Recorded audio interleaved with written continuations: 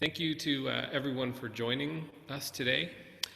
I think we're all used to the screen life and the Zoom life, but this is my first real artist talk on a screen in a gallery without anyone in front of me, so I'm going to do my best. So thanks again for coming today. Thanks also to Art Now and the Sask Galleries. This is the 5th edition of Art Now, and I'm really happy to be a part of it. And in particular, I'd like to make a very special thank you to Gina Fafard and Slate Gallery. Gina is Slate Gallery, and Gina's been a supporter of mine for a number of years now, and it means a great deal to me, so I want to publicly say that. Gina's on the other side of this gallery here. She can hear me as well, but I just want to make sure that for the record, I thank Gina and Slate for being such a wonderful partner and supporter of my work here in Regina. So I'm going to share my screen here in just a moment once I give you kind of an introduction for me, and this is going to take the form of a share screen slideshow with me talking over top of images, and hopefully that'll make sense as we get started. So in a moment here I'm going to share my screen, so just bear with me while I flip through my cluttered desktop to make sure you're all seeing the right stuff.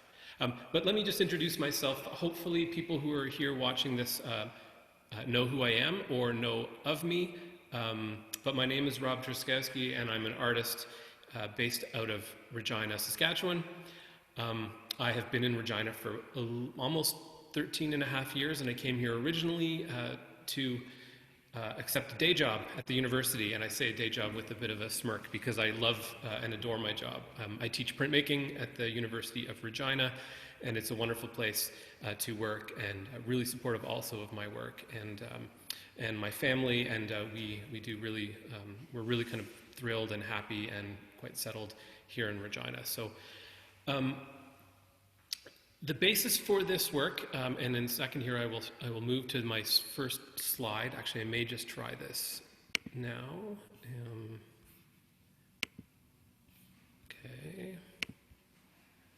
And we're going to enter full screen. Now, I sincerely hope that you all can hear me while I'm speaking, because I don't really know, I have no way of knowing if you can't at this point, because I'm sharing a screen and I'm looking, I think, at the exact same thing that you're looking at.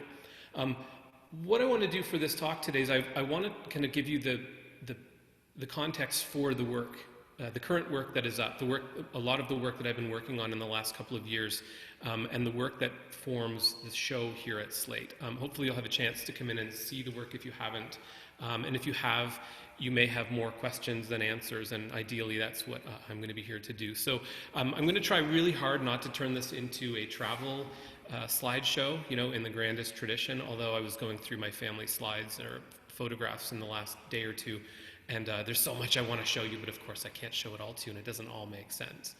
But this first slide here has an image on it. It's a print. It's about 14 by 14 inches, and it's called Gimme the Loot.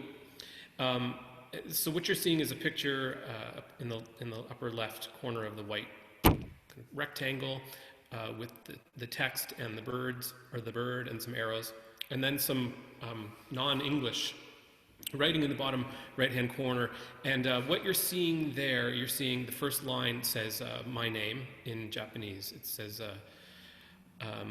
well, actually, it's been misspelled. They've spelt, they thought my name was Bert. So it says Bato Drozkowski, which is how the Japanese pronounce Truszkowski, which is not how the Poles, incidentally, pronounce Truszkowski. The Japanese are actually a little closer to the correct pronunciation. But in any event, this was the first time I'd ever seen my name written in Japanese writing, and I had been invited to take part in an exhibition in Kyoto in 2016 as part of the Kyoto Printmakers Association, and each year they would do a show with a different country, and they would partner with curators or artists in that country in order to come up with a contingent from that particular country. So in 2016, or I guess in 2015, I was really thrilled to be asked to be part of an exhibition by my friend April Dean at SNAP, the Society of Northern Alberta Printmakers in Edmonton, which is perhaps the most exciting place outside of Regina for printmaking in Canada. And so April and the University of Alberta had asked me to take part, and so I had submitted some works to go to Kyoto, and this was a thing that I got back. Here's what my work looks like, and here's the title, and here's the kind of important information about it. And I was really thrilled because as an artist, I love text. Text has been in my work since I was, well, probably since I was a little kid, but realistically since university, I started using text in my work, and I didn't exactly know why or how, and I've come to begin to understand that many years later. But I was quite intoxicated with this notion of this kind of foreign and exotic-looking letters and symbols and that sort of thing that really don't mean anything to me, or didn't mean anything to me other than their formal qualities. I was never a person who was into manga growing up. I really hadn't thought a whole lot about Japan before maybe 2015. But I used the opportunity of this show in Kyoto at the Kyoto Municipal Museum to go on a trip with my partner Sarah, and my in-laws and my parents flew into Regina to take care of my offspring, and we went to the show. So here's a picture of me standing in front of the Kyoto Municipal Museum. Now, that is a facade for a municipal museum if I've ever seen one. It's so spectacular, and there's me in my classic black t-shirt and sneakers. I think I'm actually wearing those same sneakers today. Standing in front with my backpack on, about to go in to a ground level show that had dozens and dozens of printmakers from Canada and Japan, and I was just absolutely chuffed to be there and feeling like I was in really tremendous company. So I had work in this show, and I was able to give a bit of a talk, and the work, both pieces that I had in the work had text in it in English, and I was asked to give a small artist talk of my own, about 5 minutes, really, in front of a group, mostly Japanese, and then some Canadian folks as well, and it was being translated on the spot. And I was really fascinated by the idea that it was being translated on the spot, and also attempting to ensure that what I was saying could be followed by the interpreter, who happens to just be a printmaking professor from Kyoto Seika University, and but also not wanting to dumb down my ideas, and that was really interesting. And I felt I was excited to be there, but I felt kind of at a loss in the sense that I just couldn't communicate. I wasn't going to be able to communicate, and in fact, I felt embarrassed because my work had been about. It had been about communication, about language, and in many ways about semiotics, the study of signs and so on, for a long, long time. And here I was, it was October, the semester had started back at the U of R, and I was able to take a short trip away to be in Japan, and I didn't know, other than like one or two words, I didn't know any Japanese whatsoever, and I felt, kind of, I won't say quite ashamed, but I didn't feel great about the fact that I hadn't even made the effort. That was kind of more of a retroactive, or, anyways, I kind of look back on my experience and thinking I should have known more, but of course, how can we? For people who know me and have heard me talk before, one of the things that I usually say is that I don't think that communication is possible. I'm attempting it here on a screen for your benefit, but I don't think it's possible, or at least I think it's very, very difficult. How, in heaven's name, can you fundamentally understand what's coming out of my brain via this kind of translation, words and sounds and waves going through the air and that sort of thing?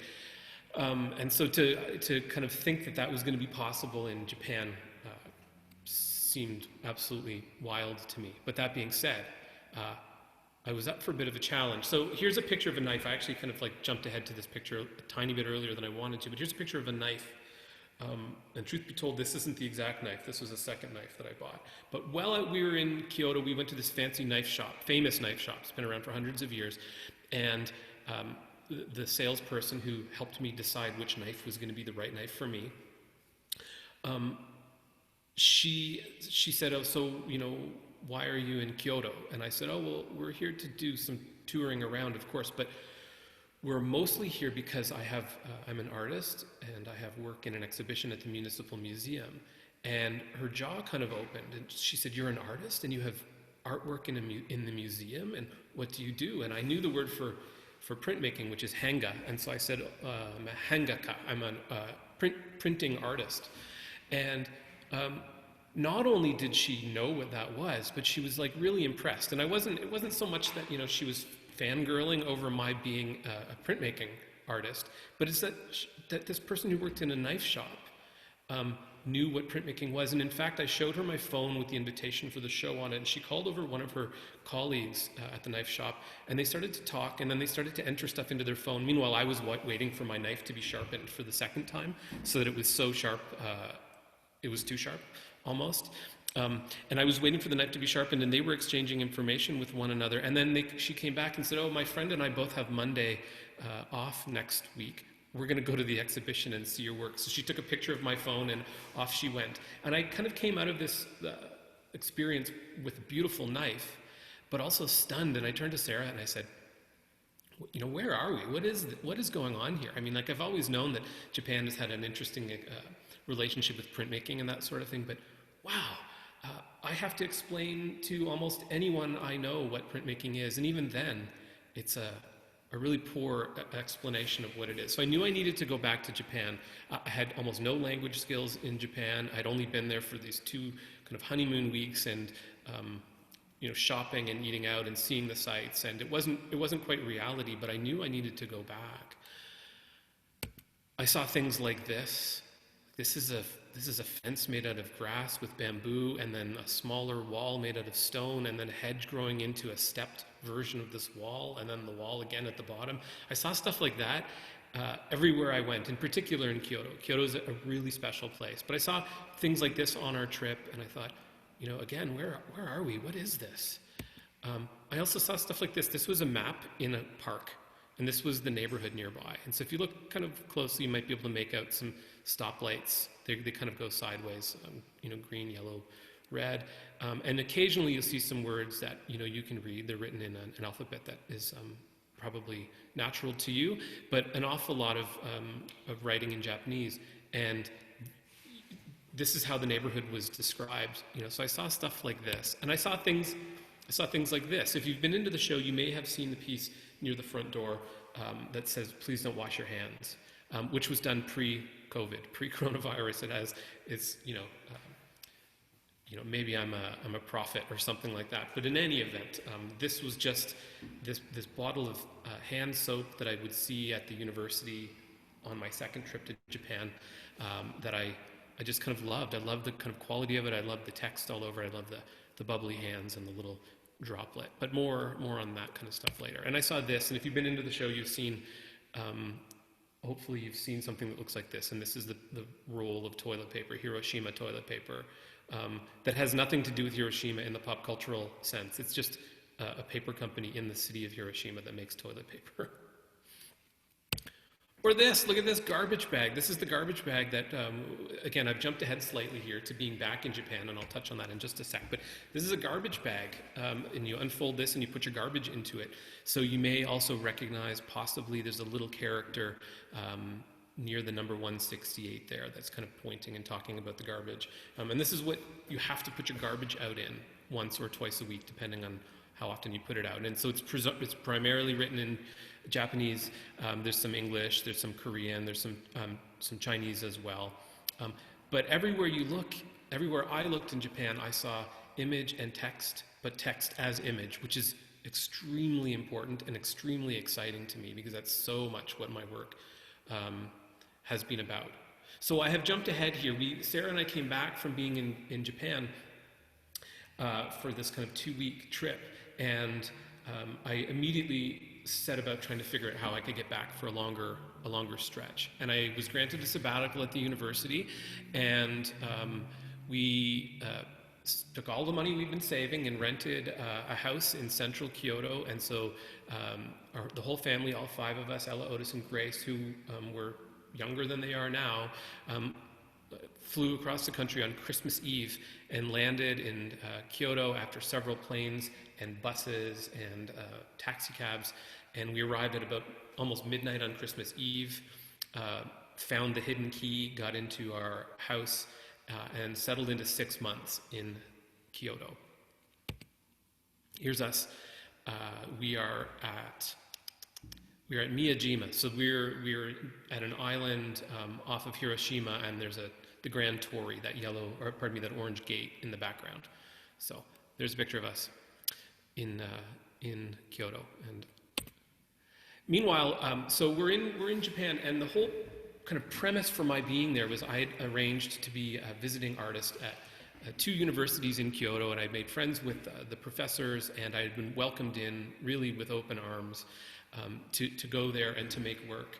And the kind of premise for the making of the work was to learn Japanese and then to kind of think about the learning of Japanese vis-a-vis my interest in communication, my position that communication is nearly impossible.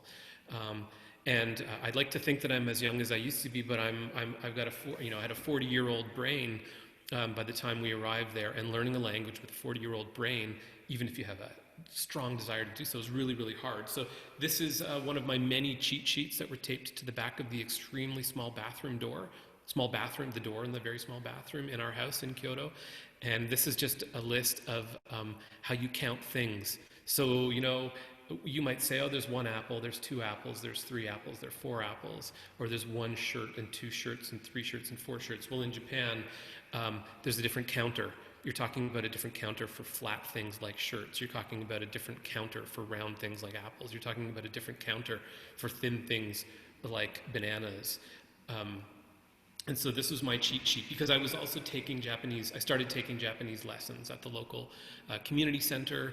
And I think the next slide is, there's me in the middle holding my selfie, holding someone else's selfie stick with my camera on it, and there's our class. My teacher is to the left of me in the picture, to my right in the picture, Tamura Sensei, and then everyone else. We've got people from Taiwan and from China and South Korea, from the Ukraine and from the United States and Indonesia, I believe, in this picture. So all these people coming together to learn, and that's was an important, really, really big part of my time being in Japan, because I wasn't there simply to kind of soak up the pop culture cliche of Tokyo and the bright lights and the big cities. I really wanted to, as best I could, learn the language and attempt to understand the language.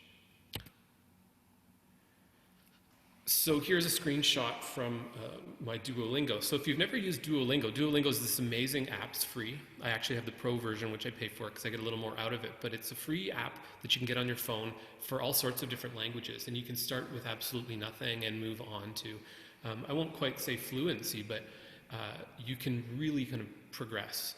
And Duolingo has a habit of sending out ads that say things like, whatever it is, 26 hours on Duolingo is equal to a semester of university. I don't exactly think that's quite true, because you don't have the interaction with people, but you really, really can learn it. And I used it all the time, and to this day, I'm on about a 900-day streak. It was broken due to a mistake, but anyways, I count it. I've got a 900-day streak or so going on Duolingo, and I use it every single day, sometimes for just a couple minutes and sometimes for an hour, and it's really amazing. So here's one where the sentence that I got correct was, I don't understand this Japanese class at all, I'm in trouble. So while I was there, I was studying. But I was there primarily, the main thing, because I'm an artist, was to figure out how I can understand the world vis-a-vis my art, or how I kind of provide, how I use my art as a lens. You sometimes hear about the idea that art mirrors the world. And I think that's potentially a possibility, but I think, in fact, art really is about being a lens to help focus the world. And of course, it's my lens, and it's so you get to see through my lens, I guess, when I'm making things. But I don't think I'm reflecting the world, and I don't think that good artists reflect the world. I think that good artists are really there to talk about how they understand the world. So this is my studio at the Kyoto University of Art and Design, and I had this little table in the background with a window, and you can't see out the window there, but we're on the edge of a mountain, and I can see into the kind of the valley that is Kyoto, and it was just absolutely spectacular. But the first place I start when I'm making anything new is with text. So these are large printouts, and I don't know how well you can see this on the screen, but they're 11 by 17 pieces of paper, and they've been cut out and taped together. So the whole thing is a little under 3 feet tall, I'm talking about the larger of the sign-looking things there, maybe 2 feet wide. And this was and it's been repeated in different versions in each of these three, we'll call them sheets. In each of these 3 sheets, the text that you're seeing was the first sentence that I was ever able to formulate in my own mind. I could speak it out in a relatively clear sense, and however simple and even kind of funny it was, a person who speaks Japanese would understand what I was saying. So the sentence says, I like the bullet train. I like the Shinken Zen. Shinken Zen is the name of the bullet train, and Japan's a country of trains. But the sentence, which kind of hit me, and I really legitimately mean this, I was thinking about it while I was going to bed, and then I couldn't. It was stuck in my brain, and the sentence goes, Watashi wa Shinken Zengasuki desu. I like the Shinken Zen. And I really understood this sentence. And I was also beginning to understand, and I'm still a lifetime away from this, but I was beginning to understand how Japanese sentences work, how grammar works, and the 3 different alphabets that are integrated into Japanese written language function.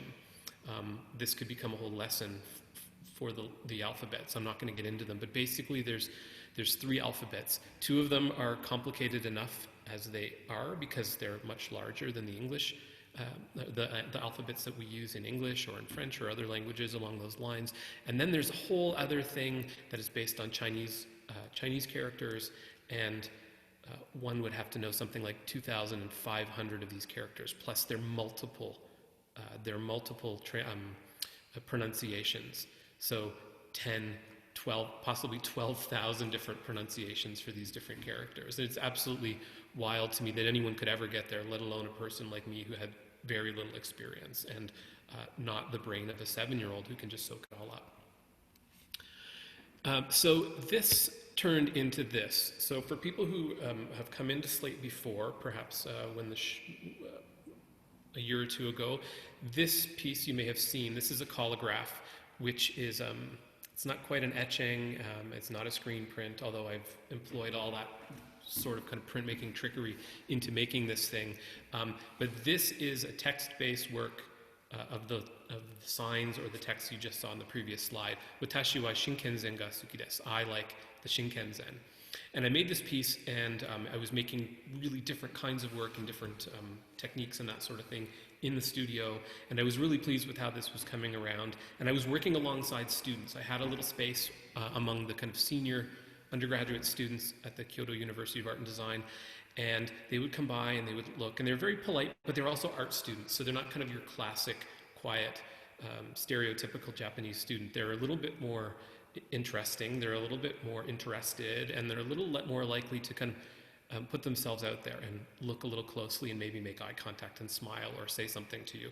And the students seemed to kind of be into this piece, but the thing that I loved about it was that my colleague, Shimizu-san, who is Professor Shimizu, who was my host there, came up to me one day and said, Robert, I really like this piece. I like the Shinken Zen too. And then he pulled out his phone and showed me pictures of these little bullet train toys he's had since he was a little kid. And it was this really lovely moment of connection. And I thought, I have no hope in my life of ever becoming a fluent Japanese speaker. There's too much for me to ever possibly know. But that little tiny tweak, that little hit of dopamine or whatever it is, that he understood, and even though we were speaking kind of a broken version of English and Japanese to one another, that he understood what this was.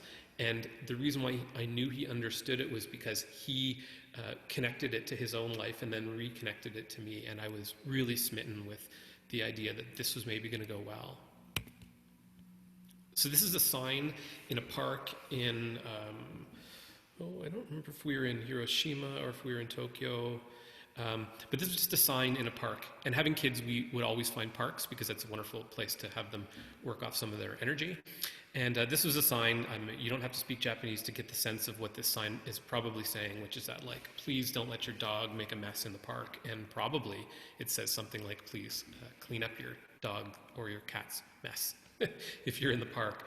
And of course, I mean, like, pictograms and graphics and all that sort of stuff in Japan, they're ubiquitous. And I personally love them. But what I really loved here was how much text was on display as the central, both kind of communicative, but also aesthetic, visual image element of this particular sign. You don't really need all that writing up there. If you have a picture of a dog doing its business and an X over it and it's in a park, everybody knows what that means. But this sign is saying, we don't let your dog or your cat do this sort of thing, and please clean it up when you're done. And then here's the little graphic just to kind of keep it cute. So I took that piece, and the very second thing I made while I was at the studio was this piece. And this one was more of a joke, and I really wanted to see if anyone understood what it said. So this says, and there's a slight kind of grammatical error I made in here. I haven't pluralized the word children, but I think it's still suitable. This piece says, my kids or my children's dog ate your cat's sandwich. And I've kind of took the cat and the dog thing, but also like the text and the different size text and the different colors of text, and put them together into this piece. And this piece is, what you're seeing is the paper, the white paper around the plate. And the plate is about 18 by 22 inches or something along those lines. Watashi no kodomo no inu wa anata no neko no sandwichi o tamemashita. My children's dog ate your cat's sandwich. And other than making a little mistake, I should have said kodomo tachi in order to pluralize the children. Everything else about this makes sense, and I think it's totally readable as well. And this piece, in a very kind of calm Japanese way, caused a bit of a stir at the university, because this piece was ridiculous. Everybody loves the Shinken Zen, but your children's dog ate my cat, everything about it was just kind of funny. And so my colleague Shimizu thought this was pretty funny. He didn't quite fully understand what I was getting at with it, but he knew enough that it must be a joke. And the students seemed to like this piece as well. And I was really beginning to think of these letters and these characters as being both communicative and image. And again, my work forever has been about the kind of conflation of image and text, and sometimes entirely text and text as image. So I felt like I was on the right track. This is a really, really, really important thing for me in Japan, at one of the universities that I was at. And if you've been to the show here at Slate, you'll have seen a piece that looks something like this. So this is a poster that was up in the studio, and it was right next to the hot plate. And in printmaking, we use hot plates in order to kind of get our metal hot if we're using metal, so that we can do various things to them, apply grounds to them, or get our ink to cool, our cold ink to warm up, so that we can move it around. And this piece, it's communicative, it is straightforward, it's got this very simple graphic that I think was made by someone in Illustrator, because that's how I reproduced it myself. I redrew a version of this myself. And then the text says, turn off the power, basically. Dengen wa kiru. Please, turn off the power. So don't leave the thing on, or it's going to burn the place down, is the general sense. And I really, really like this piece, and this was a really important thing for me to see in the studio, because it really had me thinking about my interest in kind of semiotics and in communication, and the idea that there's a sign to tell you to turn off the hot plate, and would there ever be a sign to tell you to turn on the hot plate? Well, no, we understand that the hot plate needs to have been on in order for someone to tell you to turn it off. And the consequences of not turning on the hot plate are much less dire than leaving it on. If you don't turn on the hot plate, well, you're not going to be able to do the thing you need to do until someone helps you. But if you leave it on and you leave the studio, you might burn the place down. And so that really kind of got me thinking about those sorts of things. So we'll see the print that came from this piece in just a minute here. But the one other thing that I would like to say that was extremely important, now the whole experience was important. I loved the food. I loved the life. I bought a bicycle the second day I arrived. I'd been lusting after a kind of miniature bicycle since we had first been there. I bought it. I didn't even test drive it. The people at the bike shop thought I was out of my mind. They thought I just wanted to look at it, and out came the credit card, and I bought this bicycle, which I ride around town to this day. being in the city and seeing kind of everything that Kyoto had to offer, to see my children kind of soak up Kyoto as an opportunity to learn, to travel around Japan and to have a home to come to. All of this stuff was extremely important. But in terms of the art thing, some touchstones, this was the other one that was really important to me. We went to see a show called The Genius of Ike no Taiga, the carefree traveler and legendary painter. And it was a special exhibition at the Kyoto National Museum. And it just happened to be on while we were there. I'd never heard of Ike no Taiga. And from a distance, because I was not raised in the East, it seemed like it could be any number of other kind of Japanese or Chinese or other potentially other countries' ink paintings and text. But we went to see this show, the five of us, and we walked around the museum, and it was the first museum show that I'd seen in like a long time where I was stunned by it. I was truly stunned by it. I mean, not quite a religious experience, but I was having this experience of something that I just had never been around before. And Taiga's long dead. He died the year that the United States formed their union. So he died in 1776. He's been long dead. But he had these incredible like ink paintings and drawings on scrolls, on tall skinny sheets, on screens, on more rectangular pieces, small scale, large scale, and almost all of them were image and text together. So there was always writing and descriptions of the scenes that he was taking in, and then other kind of important inscriptions as well. And I was really stunned. I bought the catalog right after, and I recall, and I mean, I kind of joke about this, but I recall that it was hitting lunchtime, and my kids were like, okay, we've seen every temple there is, and we've been to every kind of other boring thing, even though they really enjoyed it, but, they were ready for lunch, and they were ready to go, and I'd kind of dragged, and I hadn't done that in a long time, because I was like, I'm never going to see this again. I'm sure of it. I'm never going to have this experience. And so we stayed as long as I could kind of manage, before we really just had to go. And it had a profound impact on me. And then not long after, we got 10 suitcases and 5 carry-ons and a bicycle and really special umbrellas and all the other things you can imagine. And we had to book like almost a whole van to ourselves to get to the airport. And we were on the road, or in the air, and back on our way to Canada. And 6 months had just, I'm snapping my fingers now, but had just kind of gone quickly, but an absolutely full and overwhelming kind of life-changing experience, I think, for all of us. So we flew back to Canada, and then within a week or so, we loaded up our large North American van with a box on the top, and we traveled across the country as we do from Saskatchewan to Ontario, where my family is, where my parents are, to Quebec, where Sarah's family's cottage is, and we were back. And it was an interesting kind of change. I'm going to show you just a couple of quick pictures, I think, from that first trip back across the country, which we do every year, except for this year, of course. But I was really, I collect images, and I collect image and text and all that sort of thing. And so here's the Coach House Motel, which was actually a lovely little motel, kind of in the middle of nowhere, north of Lake Superior.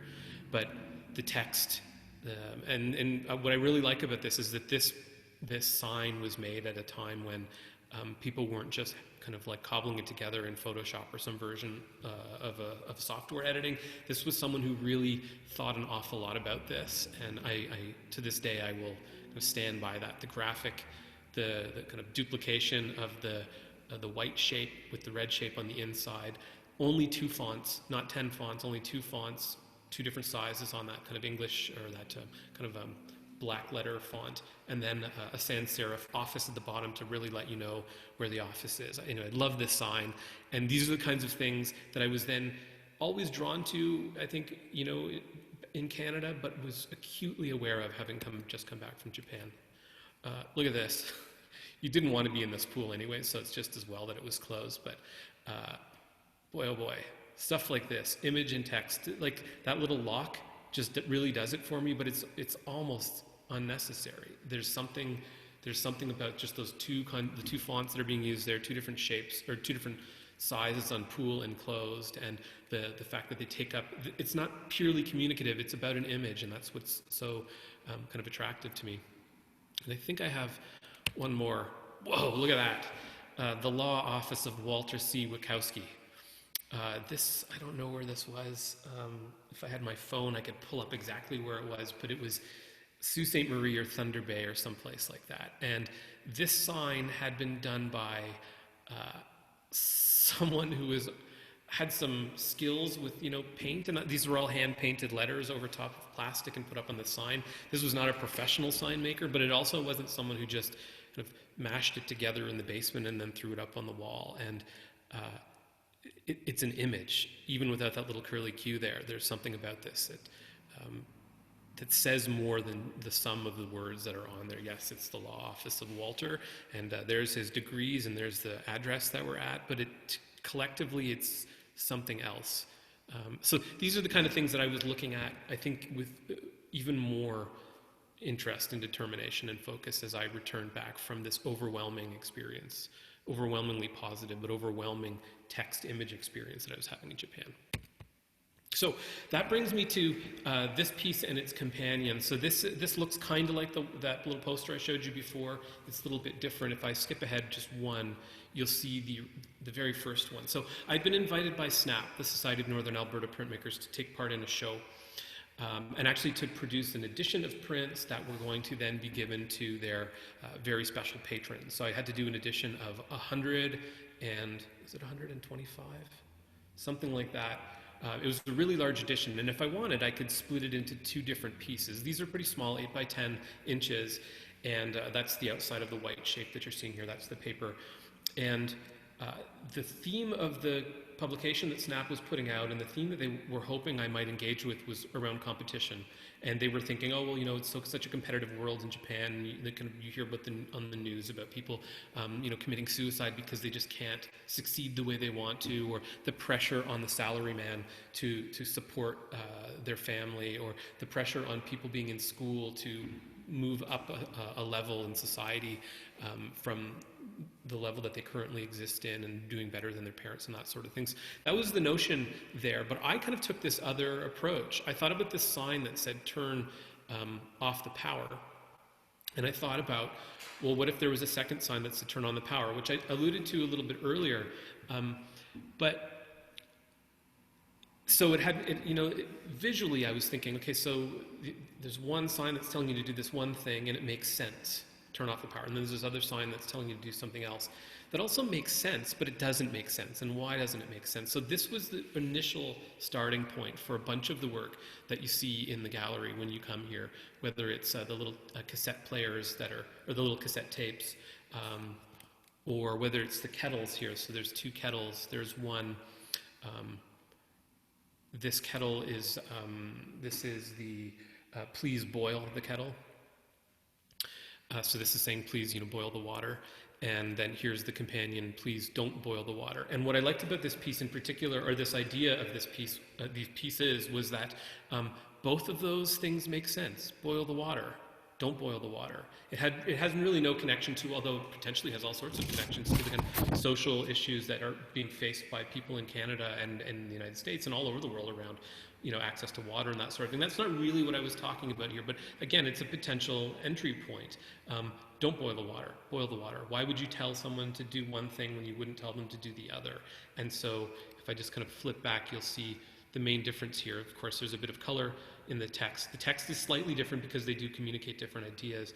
And then there is I've just shifted the chord from one side to the other. This one is pretty clear. Also, you're seeing in the background what looks like graph paper. So they are photographs of graph paper that I've reconstituted as silk screen. So these are all silk screen. It's not a digital printout or anything. They're all silk screens. And I was using, to this day, I use graph paper when I'm writing Japanese, when I'm practicing it. Almost every day I'm using graph paper because to learn Japanese writing, you often work in a square. And so graph paper was the easiest thing for me to kind of approach. And also I really just love the potential the potential of paper generally, but the potential of graph paper. It's this blank sheet that has been printed. It is this blank sheet that has been printed so that you can then plan out other things, or practice your writing in my case, or whatever. And so the graph paper shows up in my work over and over again in the series of work up at Slate right now. So again, now I'm starting to think more and more. This is a picture of a boombox. This is a boombox that we have at the studio at the U of R, and I was making these very simple, based on the kind of the idea of that initial hot plate. I'm making these simple kind of line drawings in Illustrator, which is a program, a digital drawing program, a design program, and so I've taken a photograph of the boombox that was out in the studio, and I've kind of turned it into this. And so there's two pieces here, and one of them, this one is telling you that loud music is forbidden, which makes sense. You know, don't play the music loud. Loud music is forbidden. You know, it's going to disturb everyone. And here's the other one: quiet music is forbidden. So to me, the only possible explanation for quiet music is forbidden as a sign or some kind of thing that needs to be communicated is if there's some irony in it. You know, you're in a music store, or you're in a music department where you play percussion, and there's someone has put a sign on the wall that says, you know, you can't play it quiet, you got to play it loud. But in terms of like what the sign could mean, this is entirely a fictional sign, but in terms of what the sign or this message could mean, of course, loud music is forbidden, but quiet music is also forbidden. I also made a number of other pieces. They all show up in this show as well, and in some cases I have just moved entirely to talking about the absurd other sign or the absurd other meaning, rather than have the comparison. There's a number of pieces that I'm not going to be showing here on the slideshow that are these kind of yes, no, on, off, I like it, I don't like it, yes, please, no, thank you, you know, pairs of pieces. But then I made several that were one-offs in the sense that there's no sensible sign. It's only the other one. So here's a little character from the garbage bag, and he or she or they, the little garbage bag. The little garbage bag character is telling you that you have to squeeze out or press the water out of your garbage bag before you put it out as garbage. That's what they're saying, and that's what that little graphic is up at the top. It's a person squishing gross, kind of greenish garbage water out of a bag, because in Japan, when you put out your garbage is going to get burned. So if it's full of water, it makes it less efficient. And the text at the bottom is my own text. Now it's an actual sentence, and it's a sentence that gets used a lot. It says "Ganbatte ne," which means good luck to you, you know, good luck or go for it, that sort of a thing. It's meant to be an encouragement. And if I move to this next piece here, this graphic that you see at the top, there's only one of these. There's not a companion that says something similar but different. And the graphic at the top is the control panel from the heated bidet toilet that we had in our house in Japan, that almost every Japanese person has in their house, that is in the public bathrooms at the bus station or the train station, that's at the university. Almost everywhere you go, you'll find these toilets that will play music sometimes, that will spray water, that will blow a fan on you to dry you off. Yeah, they're quite a dream, in fact, and I actually have one in my own house, but I did not include a picture of that here. But this was the one, this was the control panel from our house in Kyoto. And the limited amount of English that was in the kind of warning label on the side of this thing said something like, be careful of high pressure, for potentially obvious reasons.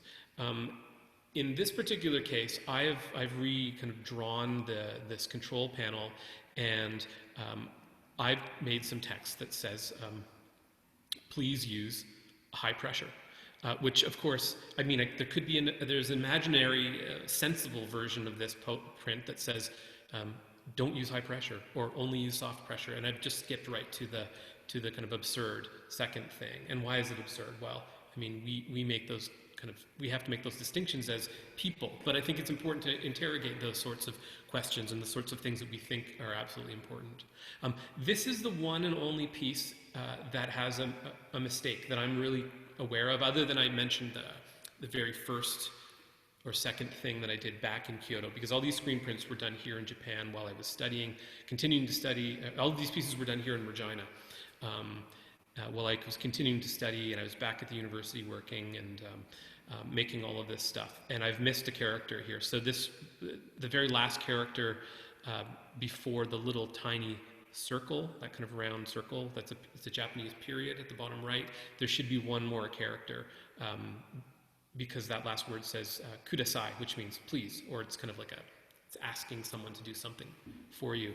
And there should be one other character there, and I missed it. And it had everything to do with the fact that I was trying to make the text fit a certain way compositionally, and it wasn't until I got about halfway through this piece, and I don't mean I was printing it, but I had prepared my silk screen, I had a lot of work into this piece, and then I went, oh God, I missed something there, and I decided to leave it. And I mean, you can believe me or not believe me, but I can tell you that I decided to leave it because this was an honest mistake, and it was an honest, I could pretend that I speak perfect Japanese. I really don't, and it's really, really hard. And unlike in English, where I can kind of swallow up a whole word or a whole line or a whole sentence and understand it without reading the constituent parts, in Japanese, I'm still an infant when it comes to that. So I have to sound my way through words. Then I have to kind of try to go back through a sentence and figure out, oh, is that verb relating to this thing? And what is it exactly that is meaning for me to understand or know or do? And so this is one of these things where, if I'd left the letter E out of the word please, it would be completely obvious to me, and I wouldn't have to think about that letter E missing. I would just know something's wrong, and I would identify it. But here, I've made a mistake with the very last character. I just didn't include it because it didn't fit, and it probably got stuck in a line below in my software that didn't make it here. And that's the story that I've come up with around this, and that's what I'm sticking to. But it was what I like about it is that it was absolutely honest. So if someone was to say to me, oh, I speak Japanese and you've made a mistake and you're, absolutely. I'm not a fluent Japanese speaker, and I'm not perfect at this. And the whole point of this for me is about understanding what it is to attempt to communicate. And for me, with written and verbal language, it's a tremendous uphill battle, but also one that I find quite intoxicating. So here is two posters. I was taking pictures of posters all the time, and posters and paper and signs and tickets for the bus, tickets at the ramen shop, tickets to get in line to get your ticket. Like, it's the Japanese sensibility as it relates to kind of bureaucracy and receipts and paper is so in tune with me. I often also joke that aside from that and the fact that I love the food, Japanese clothes fit me perfectly, so it was a really wonderful fit for me in Japan. But anyways, here's a poster, and I can kind of make out some of it, and some of it, like the larger black text in the middle, I can get parts of it, but like I would have very little hope without using some software to help me kind of make that out, to understand what it is. But what it was helping me to understand was that, and here's another one, that text is so much about the form and so much about the image, and when you can begin to understand what you're seeing and understand it as language, but also understand it as formal and textual, or as image, the potential that I've always been exploring for 20 years as an artist, I've been on the right track, at least in terms of what I do and what I care about. So here's another poster, just happens to be from a Japanese prints show at a museum, but I was really mostly interested in that slanty bit of text in the bottom left, and then the larger image of eyes and eyebrows and that sort of thing in the middle. Oh, and this one kind of got slid into the talk here, and I didn't exactly mean for it, but here's another screen capture from Duolingo, and actually this one says, I got it really, really wrong. It was the first time I'd ever seen it, and I just couldn't figure it out. This piece says, you can give it back to me tomorrow, and the actual correct translation at the bottom for that, what I've written at the top is quite a mess, but the stuff at the bottom says Kaisu no wa ashita de ides, and that is the text that you see across the last 6 slides I have, which are all this particular suite of pieces. All 6 of these pieces, here's the first one, and here's another one, have the exact same text. The text has all been rendered a little bit differently. In this case, the one you're looking at now, one would read this top to bottom, right to left. I've also begun playing with the scale of the text a little bit more in this particular piece in the way I was mentioning. I had an interest in looking at those posters and that sort of thing before. So the large blue, those 2 kind of characters, one on top of the other in the middle, say ashita, which means tomorrow, or asa, depending on how polite you are in saying the word. But this piece says, you can give it back to me tomorrow, or it's okay to return it tomorrow. Here's another one, same thing. I've gone with you're reading now in the Western style, straight across, left to right. Kaisu no wa, ashita, the big pink text there says ashita, which means tomorrow, and then the last little bit says ides going down the side, and that's an up and down, left to right. Nod to kind of traditional Japanese writing and in the way in which the Japanese newspapers all continue to kind of publish and that sort of thing. And I'll talk, once I get to here, I'll talk about this piece, because I think this piece it'll be helpful for anyone who's maybe seen this work or hasn't and is going to see this work to understand what is going on in this piece. So there's a couple of things. One, there's text in almost each case across the top. All of them have text across the top, even one that's very, very light. There's text across the top. The text is repeated. It's the exact same text, just rendered differently, as I said. There's also a very obvious central kind of motif. In this case, it's a mountain. And in the background of this piece, you should be able to possibly make out more graph paper. So in each of these 6 pieces, I've used the mountain, I've used the text, and I've used the graph paper. I've changed up the color. I've changed up some of the more kind of expressive mark making that I've used. In this case, there's some kind of fluorescent red spray going along the bottom. But I would like to kind of point your attention on these pieces to a couple things about the mountain. One is that the mountain is, I have borrowed this, and I say this with tongue in cheek. I've borrowed it the way that rappers in the 90s, when I was growing up, my favorite era of music, the way rappers in the 90s would borrow hooks and beats and even sometimes lyrics from other songs. The most famous, the most popular songs almost invariably in the 90s, when Tupac and the Notorious B.I.G. and others like them were really at the height of their game,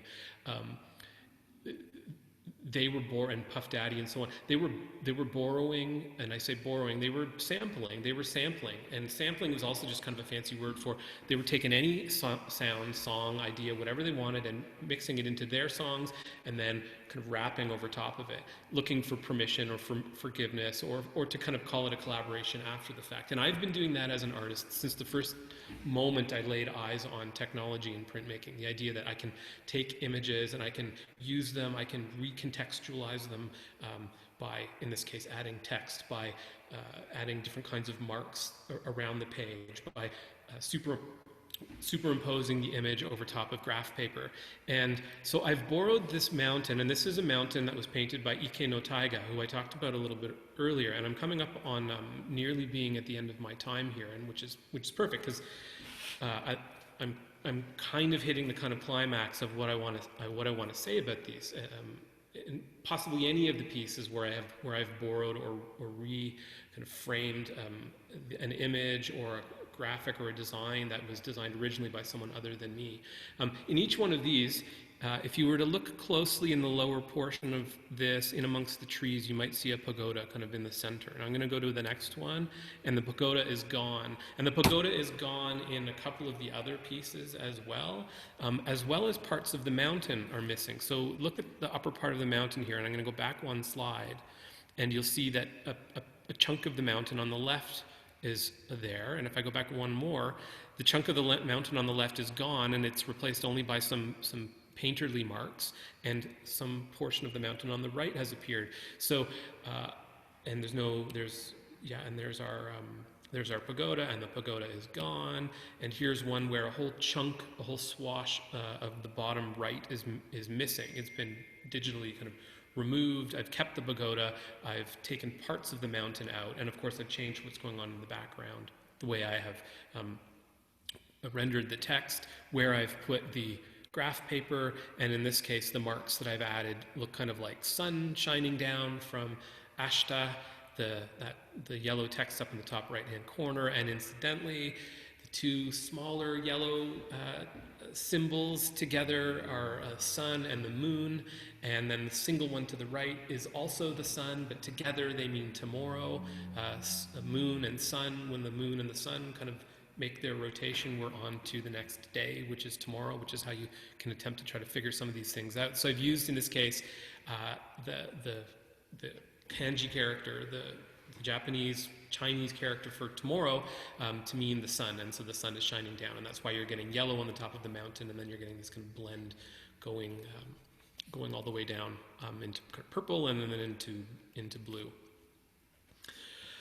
So what I really liked about the idea of borrowing or collaborating, I call these pieces Ike collabs, because they sound a little bit like I'm a DJ talking about a record or a song that I'm putting out. But I call them that because, again, I'm sampling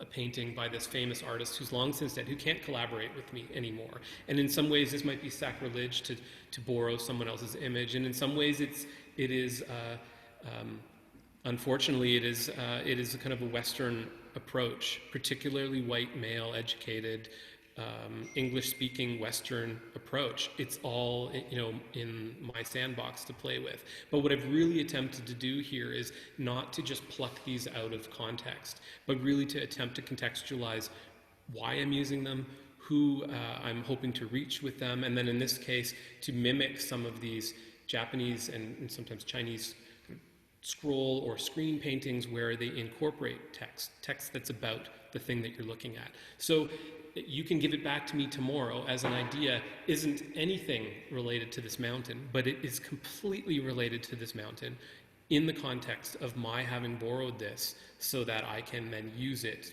for whatever reason I want to use it. And in this case, it's for my art, and to talk about what it is to be on the outside and attempt to understand and to kind of gain competence in this language, but in a culture that I just, I'll never be able to fully do.